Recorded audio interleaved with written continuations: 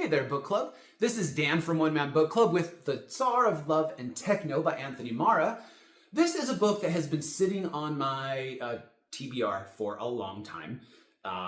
Too long, way too long, I'm sad to admit. I wish I'd picked it up a long time ago because it was really cool. It just spoke to me recently. I thought I'd better pick it up and read it. You know, have you ever read those kind of books that are so outlandish with their explanation of history that sometimes history sounds made up? That's kind of what I felt like while reading The Tsar of Love and Techno. Russia, it's about Russia. Russia is a hard place. I lived there for 2 years in the mid-1990s as a missionary. It was bleak, but among the bleak, there were very bright stars that wanted change and desired better for their children. Now, I'll likely never go back, but I do sure wish I could bring some of those I met back home.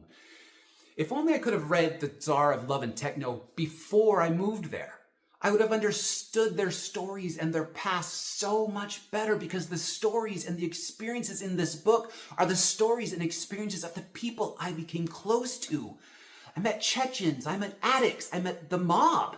I met honest people who were trying to run honest business but couldn't because of the mob. I met sons who were sent to the army at 18. I met babushkas who couldn't trust because of their past. I met people who didn't have access to medical care. I met people who worked and didn't get paid. I saw with my own eyes the statues of Lenin and Stalin and the tributes to the great wars, and I felt their iron grip over the people, their culture, and their attitudes. Now, the stories in The Tsar of Love and Techno made me feel like I was back there. And I felt like the representative people and their stories were the real people I met and the friends I made. Their experiences were big, and they usually were not positive. Anthony Marra's The Tsar of Love and Techno is a poignant exploration of love, loss, and the enduring human spirit against the backdrop of communist Russia, of a barely post-communist Russia, and Russia at war with Chechnya. The tale is told through interconnected stories spanning generations and geographies that weave together a tapestry of trauma and resilience that resonates deeply with me as I put faces of those I knew on the ones in the book.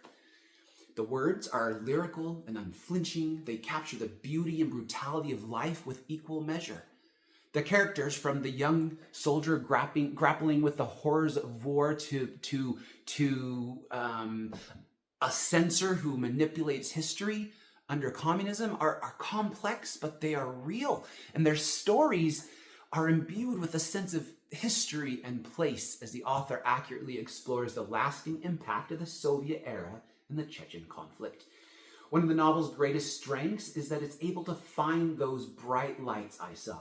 Some moments of hope and tenderness amidst the darkness, small though they were. The love stories are inspiring as they are heartbreaking. The use of art as a means of healing and preserving memory touched me in all the right ways. There isn't a lot that isn't heavy when talking about Russia, and that is the case in these connected stories. But I did enjoy the trip through history, and it was fun trying to figure out how the seemingly random stories were going to connect in the end.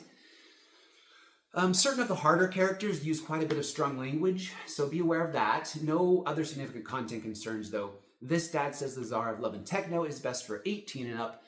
Happy reading, everyone.